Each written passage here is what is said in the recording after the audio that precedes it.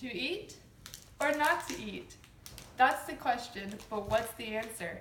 If you're like me and you love food, that's what you ask yourself all day, every day, even if you're not hungry.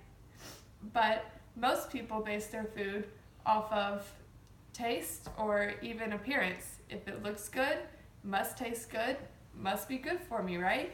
But that's not always the case. And since 97% of Americans live an unhealthy lifestyle, I think it's time to make a change. That starts with your nutrition. But before you know how to make the change, you have to know where your calories are coming from. And they come from three places: your carbs, your fats, and your proteins. I will demonstrate today how to balance your diet by reading a nutrition label, converting your grams to calories, and then making necessary adjustments to achieve the perfect 50-30-20, which is a balanced diet. So, let's first look at a nutrition label. This will give you all the information you need. At the top, you'll see serving size, servings per container, and the calories, which are per serving.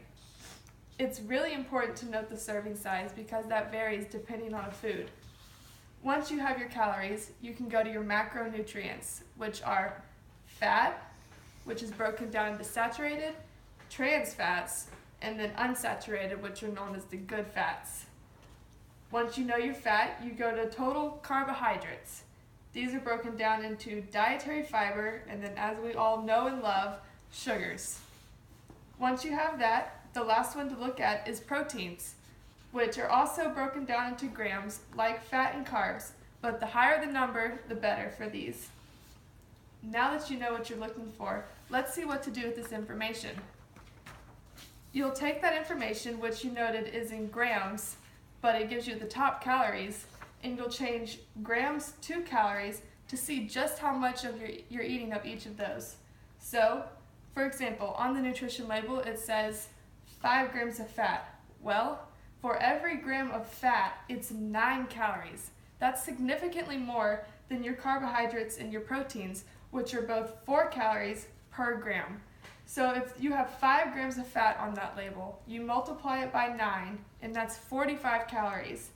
If there's only 4 grams of carbs in that, you multiply it by 4, and that's 16 calories.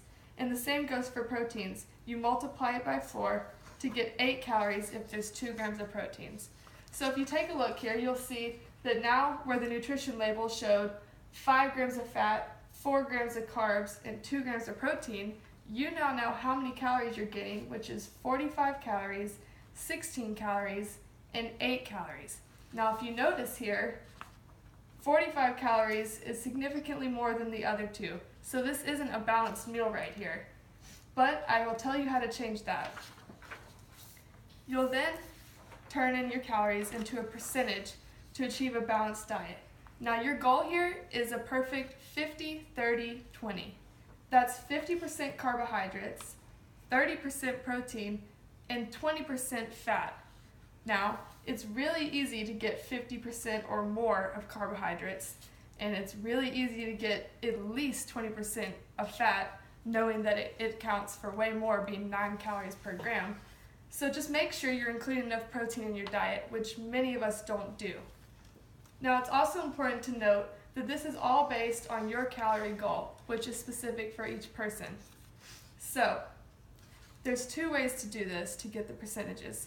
The first way is the simple math that I showed you, which just takes a little time, or you can simply download an app called MyPlate or MyFitnessPal, which is what I do because I just don't have the time to sit there and figure all this out, but I really would like to have a balanced diet.